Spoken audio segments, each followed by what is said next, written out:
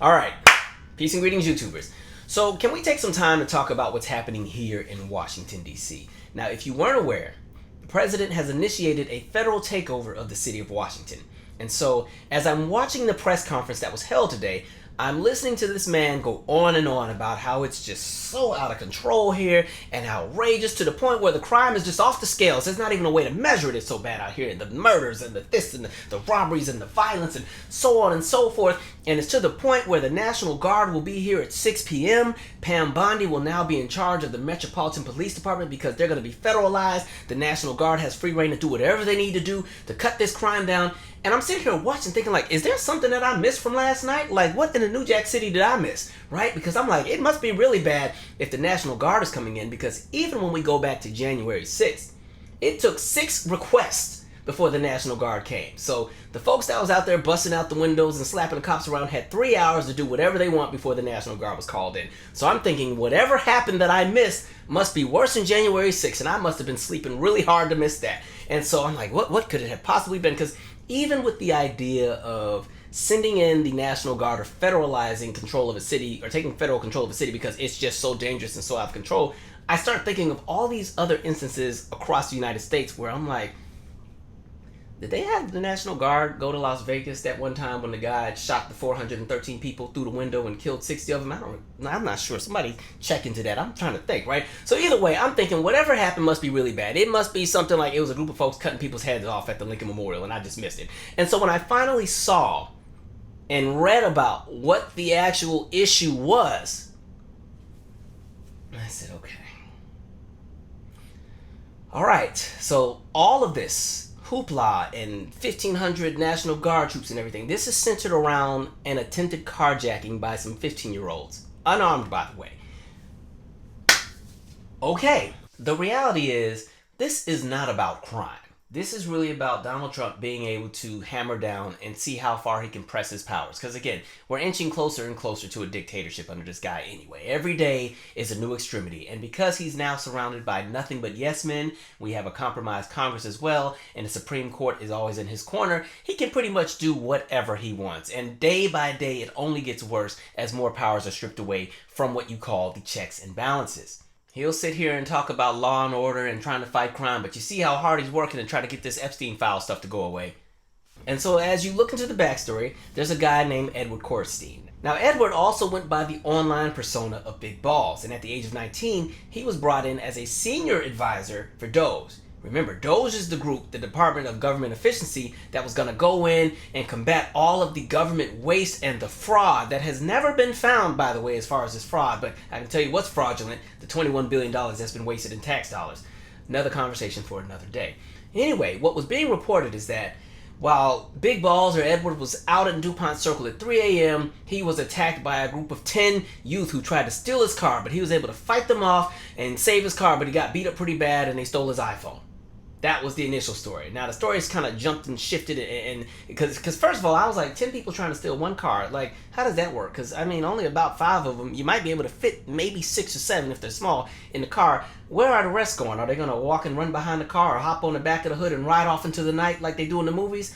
Great imagination, folks. And then the story kind of shifted to what Elon was reporting, where he was saying, well, you know, there was a dozen wild adolescent youth that were actually trying to sexually assault his lady friend that was with him, and he had pushed her into the car for her safety, and he fought off all 12 of them, even though he got beat up pretty bad. And so that became the narrative. Then the image was released, and you see him sitting there all bloody. And so this is what has triggered the National Guard, because this is out of control. I mean, this is so bad. This is worse than the Parkland shooting. This is worse than the Charleston 9. This is worse than Aurora, Colorado. This is worse than Uvalde. This is worse than the Buffalo shooting. I mean, this really is one of the worst atrocities to take place in the history of the United States. I mean, the 345 million of us are not safe if something isn't done about that carjacking. I mean, man, maybe we need to also call the Navy SEALs to go and patrol the Anacostia River and the 6 fish that swim in there. So the point that I'm getting at is, The United States has always had a history of tapping into collective white fear when it's time to exert authority and power. And what I mean by that is a lot of times when somebody who's in charge when it comes to our government wants to really overextend the boundaries of the powers that they have, they often tap into the fears of white Americans to justify why they need to do what they do. And oftentimes the scapegoat of that fear tends to be black people and criminality. And we've seen a continued pattern when it comes to American history. Look at what happened when you had the black codes, right? They needed a reason to justify why they could still get free labor out of black folks after slavery was outlawed. So what do? You create the black codes. You find every possible reason to arrest black folks. Oh, you're drunk. You got to go to jail. Oh, you look some white woman in the eye. You got to go to jail. Oh, you were too loud in public. You got to go to jail. And now that you go to jail, boom, we can put you in the convict leasing system. And this will continue to thrive and boost the United States economy along with sharecropping as we keep you in these jacked up loans that you can't get out of. So you had that example. Whenever there was white animosity towards black success in the 19th and 20th century, there was always some kind of race massacre, right? Make the accusation that some random black person has attacked an innocent white woman or done something else, and rather than going after the person that was accused of doing whatever they did, oh no, we're going to swarm in and burn the whole town down. We're going to kill everybody, tear up everything, destroy whatever economy they had. So boom, there's Tulsa, there's Ocoee, Florida, there's Rosewood, there's Memphis, there's Atlanta. We could pretty much pull an example out of every major metropolitan city in the United States. We saw it with the release of the film Birth of a Nation, right? Paint black men to be these violent sexual beings that are so dangerous where the only way to get control of the situation is to be violent and kill them. And what did that film end up doing? It kicked off a surge into registrations for the KKK. And why did that matter? Because all of the people that were in the Klan were members of society. These were the doctors, these were the teachers, these were the people that lived within society. And now that they had their secret society to go and do all of the atrocious things that they wanted to do without being identified, this gave them, again, an exertion of power to maintain a status quo that they wanted to hold on to. We saw what happened with the exonerated five from Central Park. But I want to give an additional example that ties into policy. Let's go to this clip. This is crack cocaine, seized a few days ago by drug enforcement agents in a park just across the street from the White House. It could easily have been heroin or PCP. It's as innocent looking as candy, but it's turning our cities into battle zones, and it's murdering our children. Let there be no mistake. This stuff is poison. Some used to call drugs harmless recreation. They're not. Looking back at that clip, that was during a time period where George Bush #1 was ready to kick the war on drugs into the second gear. But he needed America's buy-in. And what better way than, again, to paint the idea of blackness and criminality hand in hand with the safety of white folks. And one of the craziest aspects in all of this was that those were not drugs that were seized outside of the White House. And everybody remembers, this was something that was actually staged. On September 5th, 1989, U.S. President George H.W. Bush made a televised speech from the Oval Office announcing his administration's escalation of the so-called war on drugs. To illustrate the gravity of the situation, Bush held up a bag of crack cocaine on live TV, drugs purchased, he told viewers, just steps away from the White House where he now sat. Bush's speechwriters hit upon the idea of the visual aid days before the speech. The only problem was reality. There weren't many drug sales in the area immediately around the White House, as University of Baltimore assistant professor Joshua Clark Davis highlighted recently on Twitter. When DEA agents asked 18-year-old drug dealer Keith Jackson if they could make the deal near the White House, his tape-recorded reply was, "Where the F is the White House?" Nevertheless, they were able to lure him into Lafayette Park across Pennsylvania Avenue from the White House. And at about 11:30 a.m. on September 1st, he sold them 3 ounces of crack for $2,400. The same day, Davis produced 2 drafts of the drug speech, numbers 10 and 10A. The prop was dropped from the former, but the drugs were still said to have been purchased 10 blocks away from the White House in 10A, until someone crossed out just 10 blocks and wrote just across the street. And so again, the idea of painting criminality and blackness as a natural occurrence and just the way that things are, that's the way that they've always moved. And what was interesting with the crack conversation is 2/3 of crack users were white. But again, black people became the face of crack. And that we've talked about the documentary entitled Crack that was released that kind of talked about the optics of how everything was seen during that point in time. And even today, when we fast forward to 2025, there's still that correlation of crack usage and black citizens, when in reality 2/3 of crack users were white, but they've never been the face of crack. And so even when we talk about where media played a role, Go back to the 80s and the 90s when we saw the imaging that was utilized in those news reports when they would talk about drug usage. One, they always centered and specialized and focused on the inner city. And they'd always make sure that they had the image of the two guys next to the fence. They're not doing anything. They're not selling anything. It's a shot from the neck down of two people just standing and one guy got a jean jacket on. And somehow that's doing drugs. And so that image gets bombarded and imprinted into the mindset and the collective thought of all Americans. And before you know it, after years and years and years of seeing that image, you associate black people just standing minding their business with doing something wrong, with being a part of something they're not supposed to be a part of. When in reality, when we're talking drug usage, you notice the conversation was never about white America or what was happening into the suburbs until they decided to paint the idea of drug usage as an illness where people needed help. And so once we saw the opioid crisis take place, now all of a sudden drugs become decriminalized and it's all about rehabilitation and helping those in need while still locking up everybody else. Like, that is the reality. And so again, going back to that idea of imaging, when you put the imaging out there of the crime, this, that, and the third, white America and Americans in general buy into it. So the next step is, well, if there's a problem, we need to do something about it. So now here comes the force. And again, especially when it comes to black folks, it's not even just regular force. No, for some reason, we got special villain powers. They got to really, double down. So go back to the era of the 80s and the 90s when you had the robots that could drive in through the house and tear down the door and military grade equipment, this, that, and the third.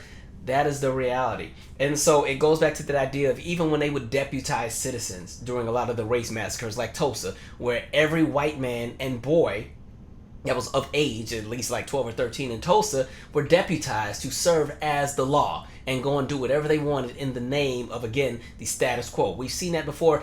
Even if you've had an opportunity to catch the docuseries on Hulu/Nat Geo, Hurricane Katrina, Race Against Time, there's a segment in there talking about when the National Guard comes. The narrative placed on those who were victims to that storm and those who were still trapped and sitting on their roofs and just hungry and need something to eat, they had been vilified so bad in the media that as National Guard troops were coming in, some of them were scared. They thought they were going into freaking Area 51, and some of them were so excited to come in there ready to lock load and start shooting. Because again, the imaging that was placed out there, the idea of, again, tapping into that fear of white Americans where, again, anybody who is not a white American must be up to something that is no good, and they fear for their safety, so be ready to shoot on sight. That is the reality. But I do want to talk about this conversation of crime, because yes, DC does have crime. DC, like every other city that has a population of a lot of people, things are going to happen. But I want to kind of clear up some of the things with the numbers, because what's happening is they're painting it again as if it's just a free-for-all and you walk outside and bullets just start flying. So can we talk numbers? Now, according to the Metropolitan Police Department, and you can actually go to their website because they update this in real time, these are the stats as of August 12th, 2025. Homicides are down 11%. Sexual abuse is down 50%. Assault with a dangerous weapon, down 20%. Robberies, down 28%. Violent crime in total is down 26%. Burglaries, down 19%. Motor vehicle theft, the numbers really haven't changed, they've kind of stayed the same. Theft from auto, meaning somebody's broken into your car and they took the jewelry out the glove box, down 4%. Theft in general, down 6%. Arson, it went up 33%, but that's only because there were 3 arsons in 2024, and so far there have been 4 in 2025. Boy, we better call in the National Guard now. Property crime in total, down 4%. All crime in general, down 7%.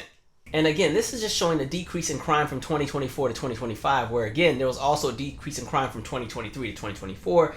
DC in general is at a 30-year low for crime. It's not to say that things are perfect, but what's not going to happen is this idea of over-exaggerating what's happening in the city of DC and painting it out to be something it's not, so that they can exert the power that they want to have to go and continue to do the corrupt things that they're doing.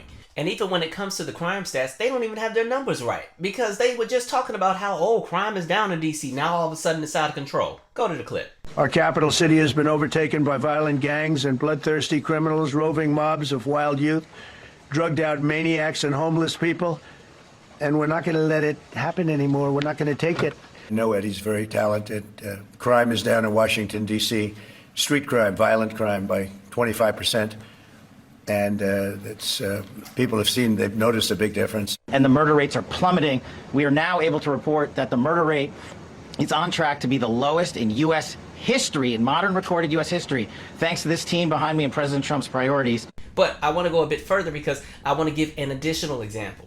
Now, I'm going to put the link in the description, but this is actually from the Council on Criminal Justice. And on their website, they have a very user-friendly and interactive tool that you can use where you can compare the crime statistics of 42 U.S. cities, and not just crime in general when it comes to just homicides or sexual abuse, but they have, I want to say, like 15 or 20 different categories that you can compare, and they put everything on a line graph. You can select how many cities you want to compare or how many you don't want to compare. There's all these different things you can do, so I suggest you go and check that out for those who want to dig a bit deeper when it comes to what's happening with the crime. So again, this is also updated in real time.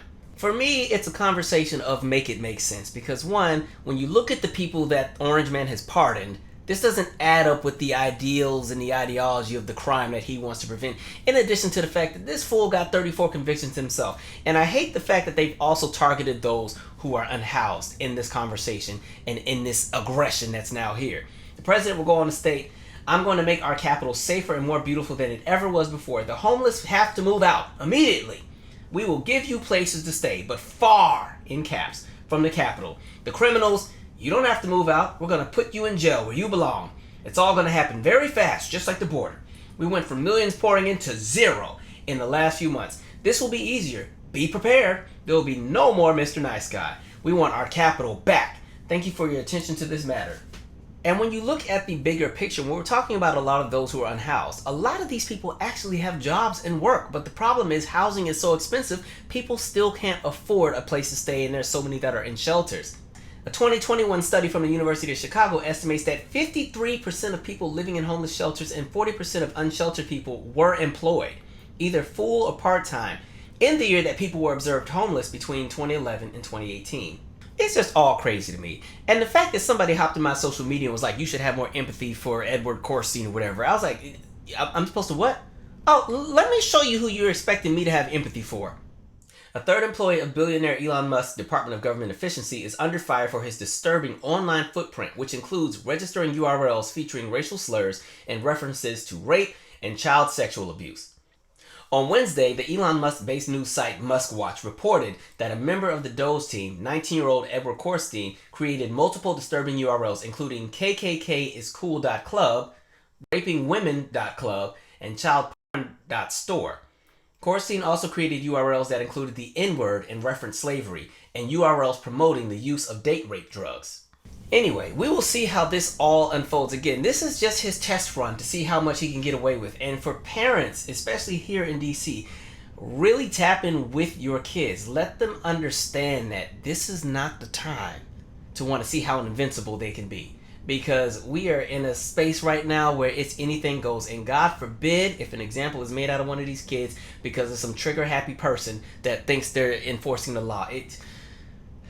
All right, people, this is the time to use your discernment. And anyway, I'm going to speak a little bit more in depth on my next live about the conversation with criminality in DC youth. I didn't want to put it on this video because I kind of just want to focus on the nonsense with what Orange Man is doing. But there is a bigger conversation to be had, especially when we're talking about policy. And again, even with this current administration, I really don't want to hear a whole lot about crime and violence when the very administration just gutted the DC budget by $1.1 billion. What do you think gets cut when they have to make adjustments? All right, that's cuts to resources that help to prevent crime, when you can put different things into the city that help people to get out of a bind. So when you start cutting and making, cuts to education and arts programs and after school programs and everything else like that, what do you think ends up happening anyway? So it's just the nonsense.